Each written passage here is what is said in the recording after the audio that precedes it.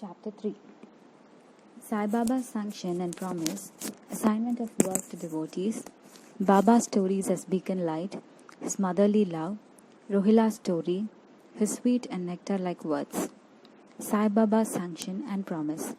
As described in the previous chapter, Sai Baba gave his complete assent to the writing of the Satcharithra and said, I fully agree with you regarding the writing of Satcharithra. You do your duty, don't be afraid in the least. Steady your mind and have faith in my words. If my leelas are written, the avidya, nescence, will vanish, and if they are attentively and devotedly listened to, the consciousness of the worldly existence will abate, and strong waves of devotion and love will rise up, and if one dives deeply into my leelas, he would get precious wells of knowledge. Hearing this, author was much pleased, and he at once became fearless and confident, and thought that work was bound to be a success.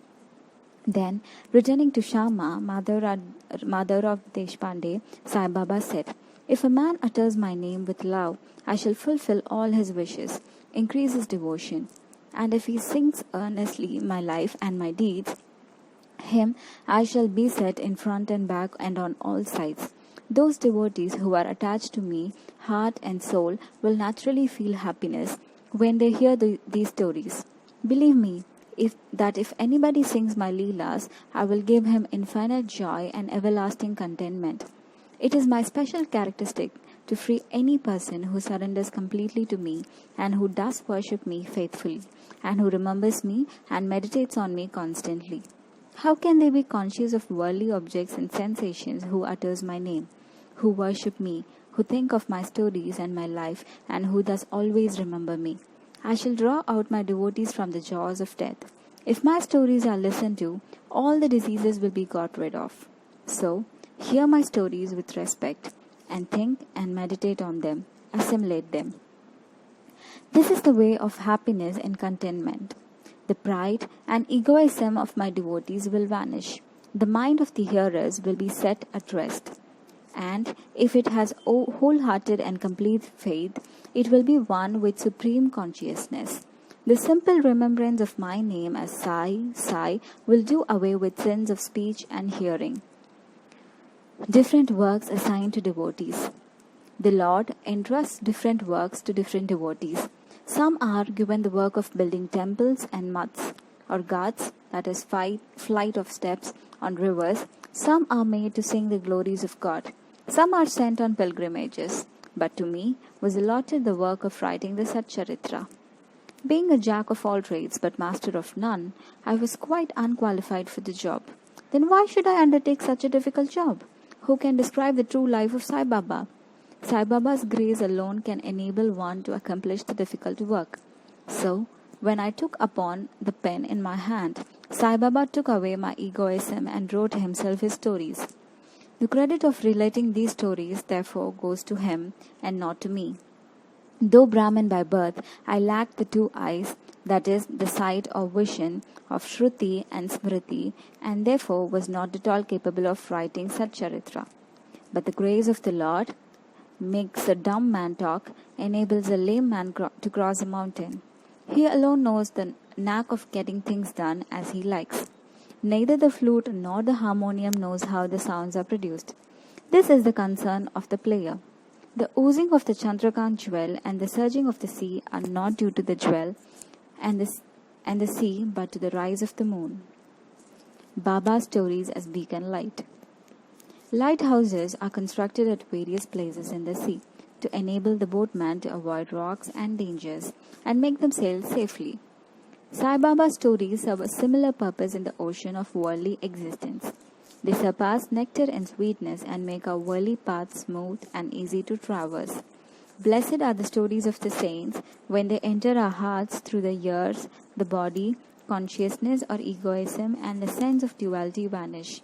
And when they are stored in the heart, doubts fly out to all the sides, pride of the body will fall, and wisdom will be stored in abundance.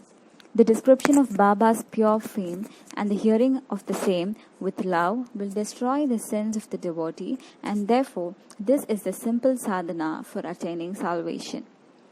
The sadhana for Krita age was Shamadhama, tranquility of mind and body. For Treta age, sacrifice for Dvapara, worship, and for Kali, present age, it is singing of the name and glory of the Lord. This last sadhana is open to all the people of the four varnas, Brahmins, etc.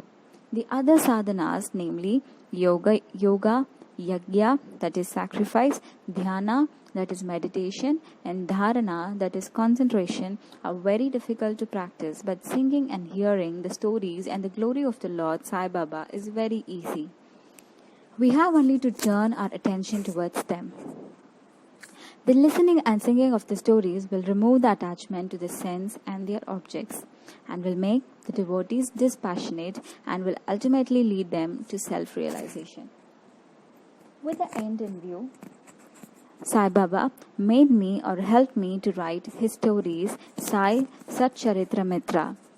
The devotees may now easily read or hear the stories of Sai Baba, and while doing so, meditate on him, his form, and thus attain devotion to Guru and God Sai Baba.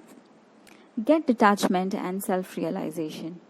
In the preparation and writing of this work, Satcharithra Mitra, it is Sai Baba's grace which has accomplished everything, making use of me as a mere instrument. Motherly love of Sai Baba. Everybody knows how a cow loves her infant calf. Her udder is always full, and when the calf wants milk and dashes at the udder, out comes the milk in an unceasing flow. Similarly, a human mother knows the wants of a child and feeds it at her breast in time. In case of dressing and adorning the child, the mother takes particular care to see that this is well done. The child knows or cares nothing about this, where the mother's joy knows no bounds. When she sees her child beautifully dressed and adorned, the love of mother is peculiar, extraordinary and disinterested, and has no parallel. Sadguru feels his motherly love towards their disciples. Sai Baba had the same love towards me, and I give an instance of it below. In 1916 AD, I retired from government service. The pension that was settled in my case was not sufficient to maintain my family decently. On Guru Purnima, 15th of Ashadha, day of that year, I went to Shirdi with other devotees. There, Mr. Anna Chinchanikar, of his own accord, prayed to Baba for me as follows. Please look kindly on him. The pension he gets is quite insufficient. His family is growing. Give him some other appointment, remove his anxiety and make him happy. Baba replied, he will get some other job, but now he should serve me and be happy. His dishes will be ever full and never empty. He should turn all his attention towards me and avoid the company of atheists, irreligious and wicked people. He should be meek and humble towards all and worship me heart and soul. If he does this, he will get eternal happiness. The question, who is this he whose worship is advocated, is already answered in a note on Who's Sai Baba in the prologue at the beginning of this work. Rohila story. The story of Rohila illustrates Sai Baba's all-embracing love. One Rohila, tall and well-built, strong as a bull, came to Shirdi wearing a long kafni, that is robe, and was enamored of Sai, who stayed there. Day and night he used to recite in a loud and harsh tone, kalma, verses from Holy Quran, and shout, Allahu Akbar, God is great. Most people of Shirdi were working in their fields by day, and when they returned home at night, they were welcomed with Rohila's harsh cries and shouts. They could get no sleep and felt much trouble and inconvenience. They suffered in silence this nuisance for some days, and when they could stand it no longer, they approached Baba and requested him to check the Rohila and stop the nuisance. Baba did not attend to their complaint. On the contrary, Baba took the villagers to task and asked them to mind their own business and not the Rohila. He said to them that the Rohila had got a very bad wife, a Zantipi, who tried to come in and trouble the Rohila and himself. But hearing the Rohila's prayers, she dared not enter, and they were at peace and happy.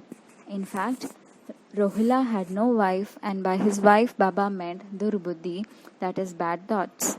As Baba liked prayers and cries to God better than anything else, he took the side of the Rohilla and asked the villagers to wait and suffer the nuisance which could abate in due course. Baba's sweet and nectar-like words. One day at noon after the Aarti, devotees were returning to their lodgings when Baba gave the following beautiful advice. Be wherever you like, do whatever you choose. Remember this well, that all you want to do is known to me. I am the inner ruler of all and seated in their hearts. I envelop all the creatures, the movable and immovable world. I am the controller, the wire puller of the show of this universe. I am the mother origin of all beings, the harmony of three gunas, the propeller of all senses, the creator, preserver and destroyer. Nothing will harm him who turns his attention towards me, but Maya will lash or whip him who forgets me. All the insects, ants, the visible, movable and immovable world is my body or form. Hearing these beautiful and precious words, I at once decided in my mind to serve no man henceforward, but my Guru only.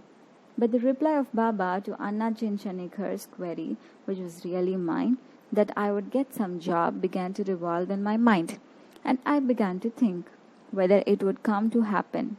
As future events showed, Baba's words came true and I got a government job. But that was of short duration. Then I became free and solely devoted myself to the service of my Guru Sai Baba. Before concluding this chapter, I request the readers to leave out the various hindrances, namely indolence, sleep, wandering of mind, attachment to senses, etc., and turn their whole and undivided attention to these stories of Sai Baba. Let their love be natural. Let them know the secret of devotion. Let them not exhaust themselves by other sadhanas. Let them stick to this one simple remedy, that is listening to Sai Baba's stories. This will destroy their ignorance and will secure for them salvation. A miser may stay at various places, but he always thinks of his buried treasure. So let Sai Baba be enthroned in your hearts for all of all. In the next chapter, I shall speak of Sai Baba's advent in Shirdi. Bow to Sri Sai. Peace be to all.